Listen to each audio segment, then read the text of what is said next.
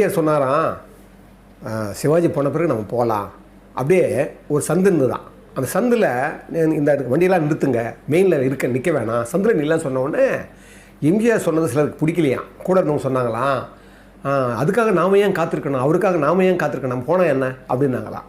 உடனே எம்ஜிஆர் சொன்னாராம், பாருங்க பதிலை பாருங்கள், இல்லை நானும் சிவாஜியும் நல்ல நண்பர்கள், இதுவரைக்கும் எங்களுக்குள்ள எந்த நேரத்துலேயும் எந்த விஷயத்துலேயும் எங்களுக்கு மாறுபாடு வந்ததில்லை, எந்த பிரச்சனையும் ஆனதில்லை.